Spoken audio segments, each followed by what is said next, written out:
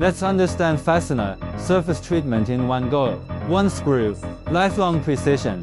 Without further ado, I'll explain it all, so you know how to choose any screw. So you can choose the right screw with confidence for any application. First up is black oxide bluing, the most accessible process. The steps are chemical degreasing, followed by pickling, then an oxidation reaction in a high-temperature alkaline solution to form a dense protective film of trirene tetroxide on the metal surface. This film is extremely thin, usually just 0.6 to 1.5 microns, and barely affects dimensional accuracy, an unbeatable advantage over electroplating and other processes. In its uncoated state, black oxide bluing only withstands 1 to 2 hours of neutral salt spray testing. With oil sealing, it can last 3 to 4 hours, which is basically sufficient for general industrial environments. It is normal for customers to receive oily screws. For high corrosion resistance in damp or outdoor environments, zinc plating is the preferred process.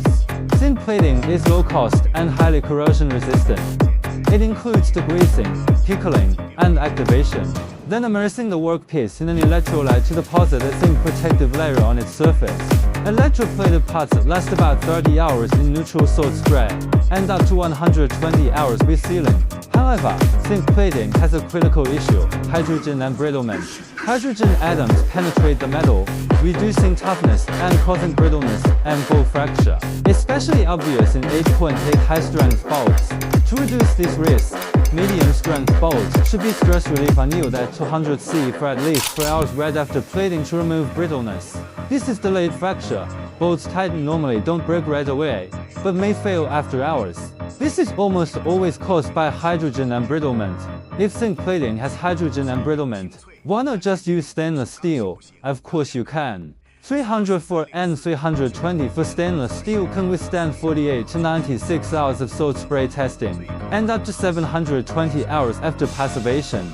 But the downside of stainless steel is that it cannot be heat hardened, so it is not suitable for high-strength applications.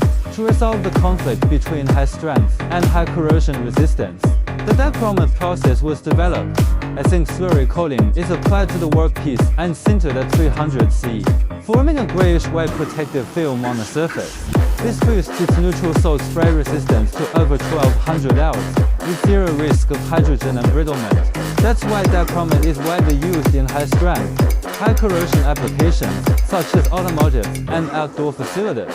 Yet dichromat coatings are thick and uneven, which seriously impairs the thread pitch depth. Thus, it's completely unsuitable for self-tapping screws and small screws below M3. The coating greatly reduces conductivity, so it cannot be used where conductivity is required. If you need both rust resistance and ultra-high strength for small-sized screws, nickel plating is the only solution. Though its rust resistance is weaker than zinc plating, usually withstanding 6 to 48 hours of salt spray testing, it perfectly avoids hydrogen embrittlement, with excellent electrical conductivity, high environmental compliance, and a sleek appearance. Therefore, it's mostly used in electrical appliances, electronic components, household appliances, and for small specification screws. Last is electrophoresis coating, which balances aesthetics and protection. It uses organic resin colloid deposition. Despite its higher cost and non-conductivity, it provides super corrosion resistance of over 300 hours. On par with dichromat, is more environmentally friendly than paint, making it a premium choice for black exterior components. Those are the mainstream electroplating and surface treatment processes we've covered today. If you want to learn about other processes, feel free to comment down below.